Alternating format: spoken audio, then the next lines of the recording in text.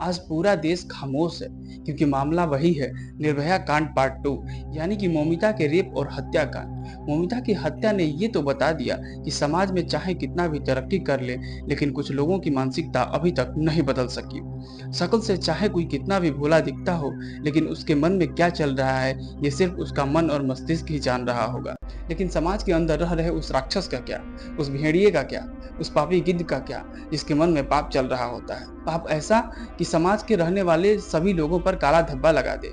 ऐसा ही मामला कुछ मौमिता के केस में भी देखा गया, जहां मेडिकल कॉलेज में अपनी ड्यूटी करने के बाद आराम कर रही चिकित्सक को कुछ समाज के कलंकित करने वालों ने अपना हवस का शिकार बना लिया और बाद में उसकी हत्या कर दी। एक भगवान जिसको सिर्फ महसूस किया जाता है, पूजा जाता है, तो दूसरा भगवान जो धरती पर रहकर दूसरों के जीवन की रक्षा का काम करता है, अपनों से दूर रहकर लोगों का इलाज करता है।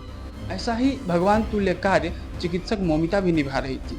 वो भी समाज के इन कुछ भेड़ियों के हाथों चढ़ गई और फिर समाज के उन भेड़ियों ने इस तरह नोचा कि फिर वह गहरी नींद में चली गई, जहां से आज तक कोई वापस नहीं आ सका। उस भयावह पल को परिकल्पना करके देखिए, क्या बीत रही होगी उस क्षण जब उस पर अत्याचार हो रहे होंगे।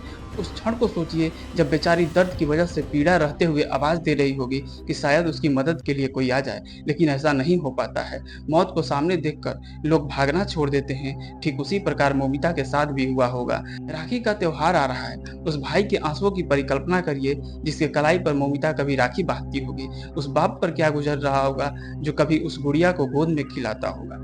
उस माँ पर क्या गुजर रही होगी जिसको उसने अपने कोख में 9 महीने तक रखा होगा और तमाम कष्ट के बावजूद उसको सफलता की सीढ़ी की राह पर देखना चाहती होगी।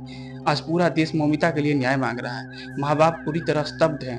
मौमिता के न्याय में गिरफ्तारी की जगह मौत की मांग हो रही है और ऐसी घटनाओं में बाकायदा ऐसे प्रकार के फैसले न्यायालय से भी होने चाहिए। लेकिन क्या जो दर्द मौमिता ने महसूस किया वो दर्द दोषी महसूस कर पाएंगे? सवाल यही है कि क्या होगा अब और कितना न्याय मिलेगा मौमिता को।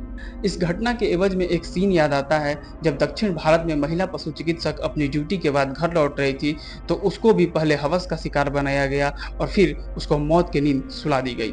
उसके बाद शव को बाकायदे आग के हवाले कर दिया गया। इसका गुस्सा भी पूरे देशवासियों में था और कुछ ही दिन बाद पुलिस ने सीन रिक्रिएशन किया और भागने के प्रयास में ही उनका खेल खत्म कर दिया। हालात ऐसे बनते जा रहे हैं कि ऐसे कानून की जरूरत अब समाज के लिए हो गया है। लेकिन फिर भी ये सजा काफी कम होगी, क्योंकि जो दर्द पीड़िता झेल कर मौत को थामती है, ऐसे सापेक्ष में न्यायालय की ओर से फांसी देना भी एक साधारण मौत की तरह ही होगी। हम मानसिकता क्यों नहीं बदल पा रहे हैं? इसके पीछे समाज की क्या बीमारी है? इसको जानने और पहचानने की जरूरत है। इसीलिए तो कह रहा हूँ, जब डॉक्टर बिटिया ही सुरक्षित नहीं तो समाज के पिछड़े और दबे कुचलों का क्या।